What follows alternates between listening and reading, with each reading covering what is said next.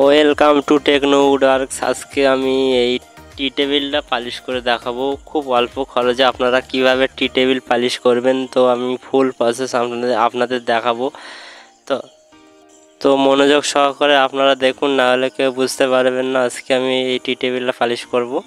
তো এটা হচ্ছে সিলার পালিশ করব আমি সিলার দিয়ে, খুব অল্প খরচ। সিলার দিয়ে আপনারা পালিশ করবেন, দেখবেন একেবারে ফিনিশিং চলে আসবে।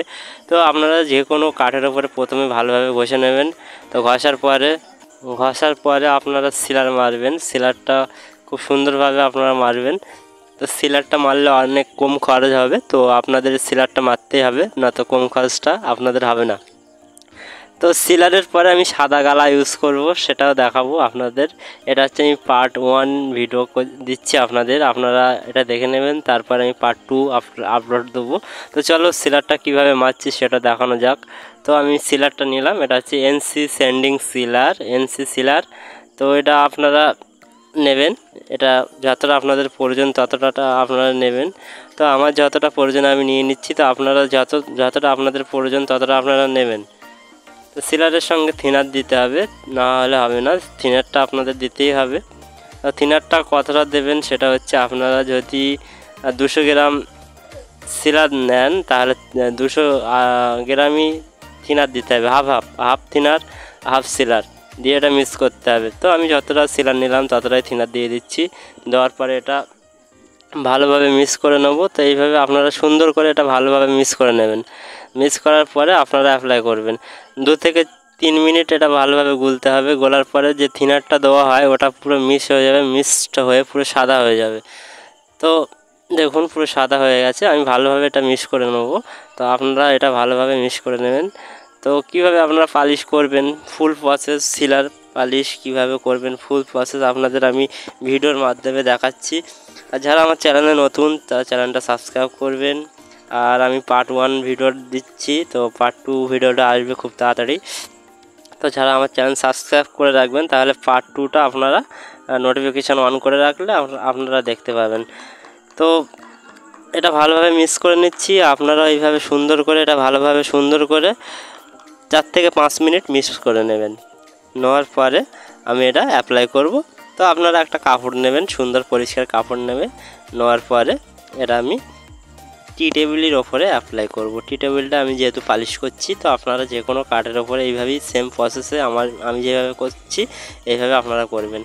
তো চলো আমি কিভাবে অ্যাপ্লাই করছি দেখুন মারার সঙ্গে সঙ্গে ফিনিশিং চলে আসছে। 1 কোট মারার সঙ্গে সঙ্গে ফিনিশিং চলে আসবে। তো এইভাবে আপনারা মারবেন, 1 কোট মারার সঙ্গে সঙ্গে ফিনিশিং চলে আসবে, একদম গ্লেজিং চলে আসবে।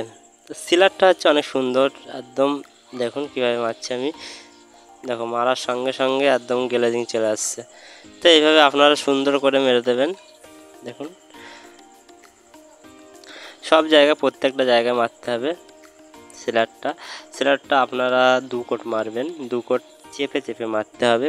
আপনারা কাপড়টা দিয়ে চেপে চেপে সিলারটা মারতে হবে, তাহলে একদম ফিনিশিংটা স্মুথ চলে আসবে। তো সিলারটা মারা হয়ে গেলে আপনাদের পুটিং করে নিতে হবে। পুটিংটা হচ্ছে যেখানে কাঠের ছিদ্র আছে বা ফাটা আছে সেই সব জায়গাগুলো আপনারা পুটিং করে নেবেন, তাহলে কী হবে ওগুলো দেখা যাবে না। তো পুটিংটা আপনারা দোকানে গিয়ে কোনো হার্ডওয়্যারের দোকানে বা রঙের দোকানে গিয়ে বলতে পারেন যে উড ফিলার, তাহলে আপনাদের কাঠের পুটিংটা দিয়ে দেবে। তো যারা পুটিংটা বানাতে পারেন তারা তো জানেন, আর যারা বানাতে পারেন না তারা উড ফিলার বলবেন, আপনারা পুটিংটা পেয়ে যাবেন। তো দেখুন আমি সিলারটা মারছি। সিলার মারার সঙ্গে সঙ্গে দেখতে পাচ্ছেন যে আমার টি টেবিল পুরো ফাইনাল হয়ে গেছে। আমি টি টেবিলটা বেশি না, আপনারা 2 কোট সিলার মারবেন, 5 কোট গালা মারবেন, তো হয়ে যাবে। তো সিলার মারা তো কমপ্লিট, এবার আমি পুটিংটা করে নিচ্ছি। পুটিংটা আমি বানালাম। তো বানানোটা যদি দেখতে চান তাহলে আমি নেক্সট কোনো দিন একটা ভিডিও নিয়ে আসবো। যদি আপনারা চান তাহলে কমেন্টস করবেন, আমি পুডিং কীভাবে করব সেটা নিয়ে আসবো। তো যারা পুডিং জানেন না তাদের রঙের দোকানে গিয়ে বলবেন যে উড ফিলার দিন, দিয়ে দেবে। তো যেখানে দেখুন ফাটা আছে সেখানে আমি পুডিংটা করে দিচ্ছি। তো এইভাবে আপনারা যেখানে ফাটা আছে সেই সব জায়গাগুলো পুডিং করে দেবেন, তাহলে ওগুলো আর বোঝা যাবে না।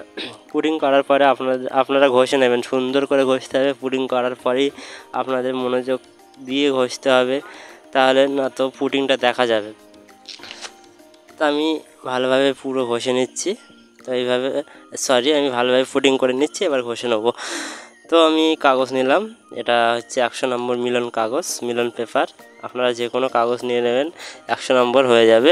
তো আমি কাগজটা নিয়ে সুন্দর করে সব জায়গায় ভালোভাবে ঘষে নেব। ঘষার পরে আমি সাদা গালা অ্যাপ্লাই করব। তো সাদা গালাটা কি সেটা আপনাদের যদি দেখতে ইচ্ছে হয় তাহলে বলবেন, তাহলে আমি ভিডিও নিয়ে আসবো। তো আমি ভালোভাবে এটা, তবে ঘষার সঙ্গে সঙ্গে একটা শাইনিং চলে আসবে, আপনারা বুঝতে পারবেন। যদি আমি যে প্রসেসে কাজ করছি এইভাবে আপনারা যদি করেন, ঘষার সঙ্গে সঙ্গে একটা শাইনিং চলে আসবে। তো এই শাইনিংয়ের ওপরে আপনারা সাদা গালা 2 থেকে 5 কোট মারলেই আপনার ফিনিশিং হয়ে যাবে। তো আমি দেখুন আমি কি করছি, ঘষা হয়ে যাচ্ছে। তো ঘষা হয়ে গেলে আমি এবারে মোটামুটি গালাটা মারবো। তো চলো আমি কিভাবে গালা মারবো দেখানো যাক। দেখুন আমি এটা গালা মারছি। তো এইভাবে আপনারা সুন্দর করে গালা মারবেন, সাদা গালা। আর এটা হচ্ছে গালা। তো 2 থেকে 5 কোট মারবেন, বেশি নয়, 2 থেকে 5 কোট আপনারা গালাটা মারবেন। মারার পরে আপনারা কি করবেন, যেহেতু সাদা গালা মারবেন, তাহলে একটা কথা মনে রাখবেন, সাদা গালা মারতে গেলে আপনাদের রোদ্দুরে মারতে হবে, পুরো টানা রোদ্দুরে মারতে হবে সাদা গালা মারতে গেলে। যদি সাদা গালা মারেন তাহলে রোদ্দুরে মারতে হবে। তো আমি সাদা গালাটা ভালোভাবে সব জায়গায় 5 থেকে 6 কোট মেরে নেবো। 6 কোট মারার পরে আমি এবারে মোটামুটি স্প্রে করব। স্প্রেটা কি করব সেটা পার্ট 2-এ আপনারা দেখতে পাবেন। তো আপনাদের এই পার্ট 1-এ আমি স্প্রে করার আগে যেটা আমি করে নিলাম, দেখুন 5 কোট গালা মারার পর এটা আমার কমপ্লিট হয়ে গেছে। 5 কোট আপনারা রোদ্দুরে 5 কোট, সেটা 5 কোট গালা মারবেন, বেশি নয়। মারার পরে আপনারা এর পরের যে পার্ট 2টা আমার চ্যানেলটা সাবস্ক্রাইব করে রাখবেন, বেল নোটিফিকেশানে অন করে রাখবেন, তাহলে আপনারা আমি ভিডিওটা পার্ট 2 আপলোড দিলে আপনারা ওখান থেকে দেখতে পাবেন। তো ভিডিওটা কেমন হয়েছে বলবেন। ভিডিওটা দেখার জন্য থ্যাংক ইউ।